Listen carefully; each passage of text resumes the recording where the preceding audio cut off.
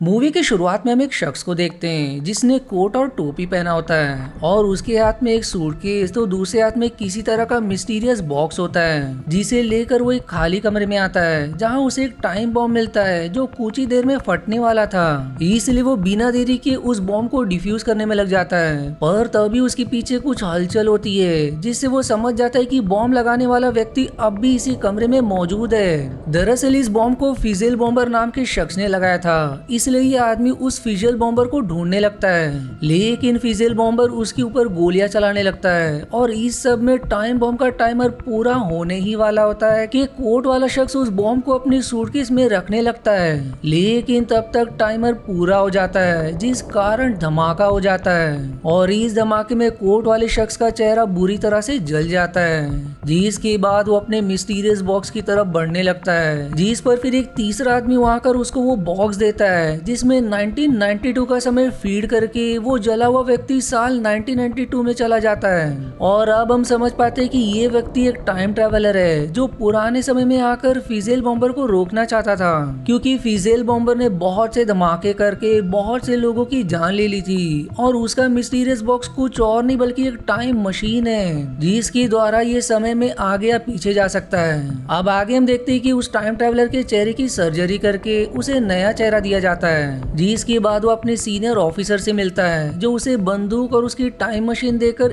एक बार फिर से फिजेल बॉम्बर को रोकने का काम देते हैं। इसलिए अब वो साल 1970 में जाता है जहां वो एक बार में बार कीपर का काम करने लगता है और अब मूवी में इसे बारकीप के नाम से संबोधित किया गया है, इसलिए हम भी इस टाइम ट्रेवलर को बारकीप ही कहेंगे। फिर एक दिन बार में जॉन नाम का आदमी आता है जिसने द अनमैरिड मदर नाम की किताब को लिखा था और तभी बारकीप जॉन से कहता है कि मैंने तुम्हारी वो किताब पढ़ रखी है, जिसके बाद वो जॉन से बातें करने लगता है जहां वो जॉन से उसके बारे में और भी सवाल पूछता है, जिस पर जॉन कहता है कि यदि मैं तुम्हें अपने बारे में बताऊंगा तो मेरी बातों का विश्वास नहीं करोगे, जिस पर बारकीप कहता है कि तुम मुझे बताकर तो देखो। जिस पर फिर जॉन व्यक्त करता है कि ये किताब मेरी खुद की जिंदगी पर आधारित है और ऐसा कहकर वो ये भी शेयर करता है कि मैं जन्म के समय एक लड़की था। और अब हम पास में एक छोटी बच्ची को देखते हैं जिसे किसी आदमी ने अनाथ आश्रम के बाहर छोड़ दिया था, जिस पर फिर अनाथ आश्रम वाले उस बच्ची का नाम जेन रखते हैं। और साथ ही साथ हमें ये भी पता चलता है कि जेन को कभी हॉस्पिटल जाने की जरूरत ही नहीं पड़ी क्योंकि उसे कभी भी कोई बीमारी नहीं हुई और वो बाकी लड़के और लड़कियों से ज्यादा ताकतवर भी थी। वहीं जब वो जवान हुई तो उसने स्पेस कॉर्प नाम की कंपनी में काम करने के लिए अप्लाई किया।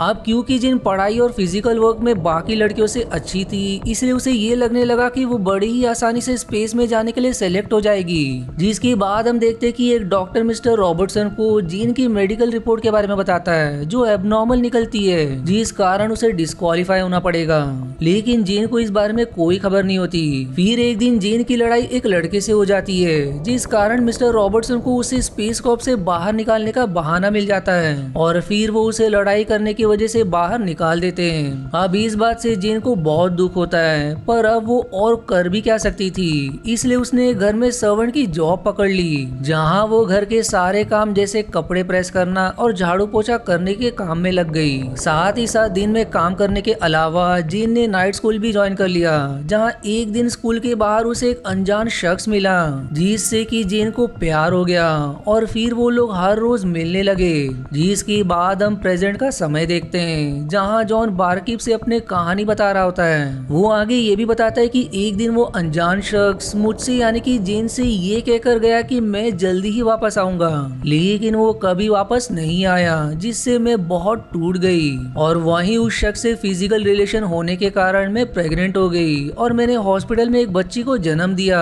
लेकिन मेरा दुर्भाग्य कि उस बच्ची को किसी ने हॉस्पिटल से चुरा लिया। और फिर हम एज एन ऑडियंस इन सबको पास में देख पाते हैं जहां बच्ची चोरी होने के बाद एक डॉक्टर जीन के पास आता है जो उसे खबर करता है कि जब तुमने बच्ची को जन्म दिया तो हमने तुम्हारे शरीर में कुछ अजीब सी चीज पाई और वो ये कि तुम्हारे अंदर मेल और फीमेल दोनों के ऑर्गन्स है, पर तुम्हारे मेल ऑर्गन्स एक्टिवेट नहीं थे। लेकिन बच्ची को जन्म देते हुए कुछ मेडिकल कॉम्प्लिकेशंस हो गई जिस कारण हमें तुम्हारा गर्भ से निकालना पड़ा और अब तुम्हारे मेल ऑर्गन एक्टिवेट हो गए हैं। और अब हम समझ पाते हैं कि आखिर स्पेस कॉर्प ने जीन को क्यों निकाला और जॉन पुरुष कैसे बना। अब इस कहानी को बताने के बाद जॉन कहता है कि मेरी जिंदगी को उस अनजान शख्स ने खराब किया क्योंकि वो मुझे बिना बताए ही चला गया और यदि वो मुझे फिर से मिले तो मैं उसे जान से मार दूंगा। जिस पर फिर बारकीप कहता है कि मैं उसे मारने में तुम्हारी मदद करूंगा और ऐसा कहकर बारकीप जॉन को टाइम मशीन की मदद से उसी समय में ले जाता है जब वो अनजान शख्स जेन से मिलने वाला था। जिसके बाद बारकीप जॉन को कुछ पैसे और बंदूक देकर उस अनजान शख्स को मारने भेजता है। अब अगले सीन में हम जॉन को देखते हैं जो जेन के नाइट स्कूल के बाहर मौजूद होता है और तभी उससे जेन टकरा जाती है और फिर उन दोनों के बीच वही बातें होती है जो जॉन ने बारकीप को बताई थी, यानी कि वो अनजान शख्स कोई और नहीं बल्कि खुद जॉन ही होता है। वहीं जॉन अपने फीमेल रूप यानी कि जेन की खूबसूरती से आकर्षित होकर उसकी तारीफ करने लगता है और क्योंकि किसी ने जेन की कभी भी तारीफ नहीं की होती इसलिए उसे जॉन की बातें बहुत पसंद आती है और फिर वो भी उसकी तरफ आकर्षित हो जाती है। पर तभी हम पास ही मौजूद बारकीप को देखते हैं जो अपने टाइम मशीन की मदद से एक बार फिर से साल 1970 में फिजल के बॉम्बर को रोकने जाता है और इस बार वो थोड़ा पहले पहुंच जाता है जब फिजल बॉम्बर उस कमरे में बॉम्ब को लगा रहा होता है। लेकिन बारकीप के आने पर उन दोनों में काफी देर तक लड़ाई होती है जिसमें बारकीप घायल होकर बेहोश हो जाता है और फिर कुछ देर बाद जब उसे होश आता है तो उसे गोलियां चलने की आवाज सुनाई देती है और ये वही सीन है जो हमने मूवी की शुरुआत में देखा था। जिसके बाद सारी घटनाएं उसी तरह होती है जहाँ टाइम ट्रेवलर का चेहरा झुलस जाता है जिस पर फिर बारकीप उसकी टाइम मशीन उसे देने में मदद करता है और अब हम यहाँ समझ पाते हैं कि बारकीप ने अपने पास वर्जन की मदद की थी। जिसके बाद वो समय यात्रा करके उस समय में जाता है जब जेन ने बच्ची को जन्म दिया था और वहाँ हॉस्पिटल में उसे रॉबर्टसन मिलता है जिसके पास भी एक टाइम मशीन होती है जो बारकीप का ही हेड होता है। फिर हम देखते हैं कि बारकीप जेन की बच्ची को चुरा कर 1945 में ले जाता है जहाँ वो उसे एक अनाथ आश्रम के बाहर छोड़ देता है और ये बच्ची कोई और नहीं बल्कि खुद जेन ही होती है। अब आई नो कि आप कंफ्यूज हो रहे होंगे क्योंकि जेन ही आगे चलकर जॉन बना और जॉन ने खुद के फीमेल वर्जन यानी कि जेन से फिजिकल रिलेशन बनाई जिस कारण एक बच्ची का जन्म हुआ जो बच्ची कोई और नहीं बल्कि खुद जेन ही है। यानी कि जेन की बच्ची जेन और जॉन ये तीनों एक ही शख्स हैं जो सुनने में बहुत कंफ्यूजिंग और असंभव लग रहा है लेकिन इस एक्सप्लेनेशन के खत्म होने पर मैं आपकी सारी कंफ्यूजन दूर कर दूंगा।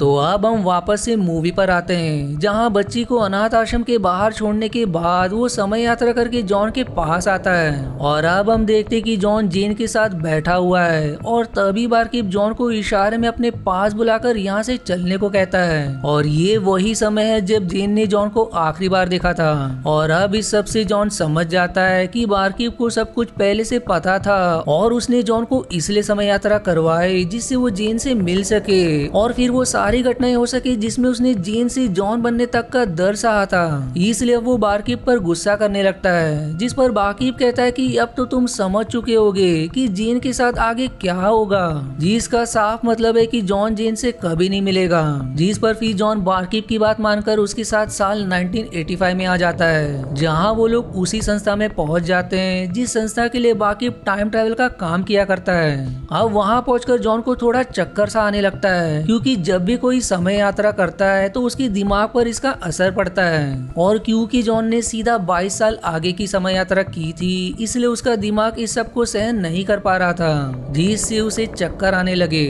जबकि बारकीप को इस सब की आदत हो चुकी है इसलिए वो ठीक था। अब आगे हम जॉन को देखते हैं जो बेहोशी की हालत में होता है जिसे बारकीप और रॉबर्टसन देख रहे होते हैं और तभी बारकीप रॉबर्टसन से कहता है कि मैं अपने मिशन को पूरा नहीं कर सका क्योंकि फिजल बॉम्बर अब भी जिंदा है। जिस पर रॉबर्टसन कहता है कि उस बॉम्बर की वजह से ही हमारी संस्था बहुत कुछ सीख पाई है इसलिए निराश होने की जरूरत नहीं है। पर इस पर फिर बारकीप कहता है कि आपकी बातें सुनकर मुझे ऐसा लग रहा है मानो आप उस फिजल बॉम्बर की तारीफ कर रहे हो। जिस पर फिर रॉबर्टसन बारकीप को एक एनवेलप देकर साल 1975 में जाने को कहता है जहां जाने पर उसकी टाइम मशीन डिकमीशन हो जाएगी यानी कि इसके बाद बारकीप कभी भी समय यात्रा नहीं कर पाएगा। जिस पर फिर बारकीप अपने सीनियर रॉबर्टसन का ऑर्डर फॉलो करके 1975 में चला जाता है जहां वो अपनी मशीन को डिकमीशन मोड पर डाल देता है लेकिन उसकी मशीन में एरर आ जाता है जिस कारण उसकी टाइम मशीन डिकमीशन नहीं होती यानी कि वो वो चाहे तो अब भी समय यात्रा कर सकता है। अब दूसरी तरफ हम जॉन को देखते हैं जो अब टाइम ट्रेवलर बन चुका था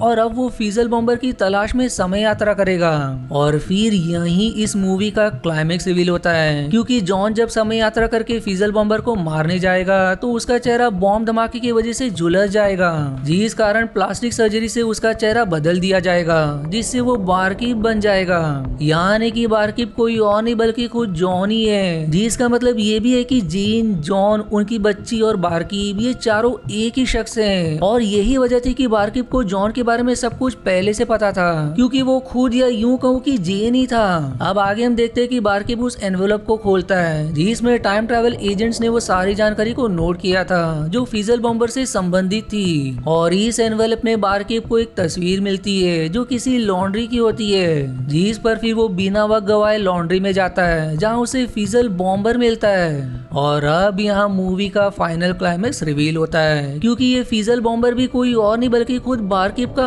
ओल्डर वर्जन होता है, जो देखकर बारकीप एकदम हैरान हो जाता है। वहीं बुजुर्ग बारकीप यानी कि फीजल बॉम्बर की बातों से हम समझ पाते हैं कि उसकी दिमागी हालत कुछ ठीक नहीं है और शायद यही वजह कि वो बॉम्ब धमाके करता रहता है। इसलिए अब बारकीप फीजल बॉम्बर पर एक के बाद एक गोलियां चलाकर उसे मार देता है और फिर ये मूवी यही समाप्त हो जाती है। अब बात करें इस मूवी की, तो ये मूवी एक पैराडॉक्स पर आधारित है जिसे प्रीडेस्टिनेशन पैराडॉक्स कहा जाता है। और इस पैराडॉक्स के अंतर्गत इस बात का बिल्कुल भी पता नहीं होता कि किसी चीज की शुरुआत कब हुई। और जैसा कि हमने मूवी में देखा कि यदि जेन और जॉन इंटीमेट ना होते तो उनकी बच्ची ही ना होती, पर हैरानी की बात तो यह है कि वो बच्ची खुद जेन है, जबकि जेन आगे जाकर जॉन बनेगी। और इसी को प्रीडेस्टिनेशन पैराडॉक्स कहते हैं, जहाँ ये निर्धारित करना असंभव है कि कौन सी घटना पहले हुई। अब एग्जाम्पल के तौर पर वो बच्ची बड़ी होकर जेन बनेगी, यानी कि हम ये कह सकते कि पहले बच्ची आई